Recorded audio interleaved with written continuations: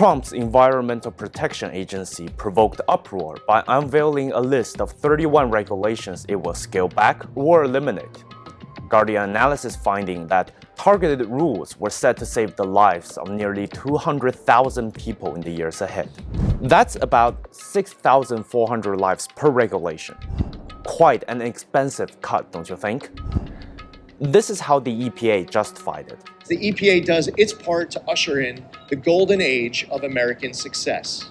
Jobs will be created, especially in the U.S. auto industry, and our nation will become stronger for it.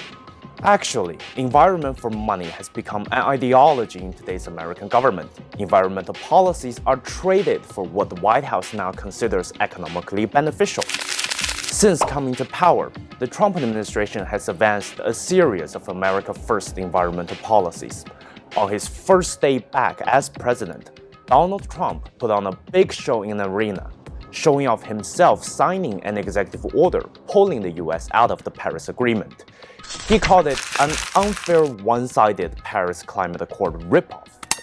His administration has since aggressively rolled back environmental regulations, cut support for renewable energy, and even removed public communications on key environmental issues. The most sweeping rollback of environmental rules in the nation's history. We're talking about going back to the 1970s era where these rules didn't even exist yet. So this is potentially erasing decades of climate and air pollution rules.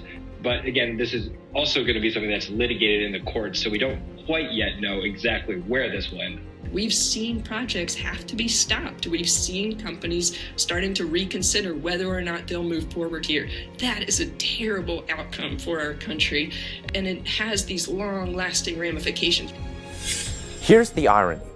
While officials claim these moves revive America's economic strength, the reality is that such rollbacks contribute to a deteriorating environment and an increase in long-term risks for US citizens.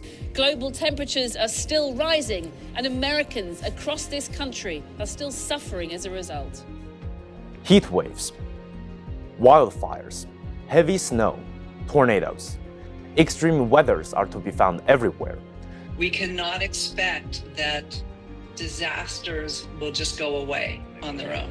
The United States would be contributing to the problem of the very disasters that are affecting people's lives, not only in the United States, but around the world. During the recently held Second Global Conference on Air Pollution and Health, an appeal made by more than 47 million health professionals, patients, advocates, representatives from civil society organizations, and individuals was presented, urging actions to tackle air pollution. Dr. Maria Neira, WHO Director for Environment, Climate Change and Health, stated that clean air is not a privilege. It is a human right as recognized by the UN General Assembly. A human right, not a privilege. There was a time when the United States couldn't get human rights out of its mouth. Those days are gone. The US decisions on the environment aren't just a domestic policy change, it's retreating from international environmental cooperation, emboldening further deregulation, and weakening global efforts to combat climate change. There is no America first here. It is never about who is first. We're all in this together. No country alone can fix it, and no one can benefit from it.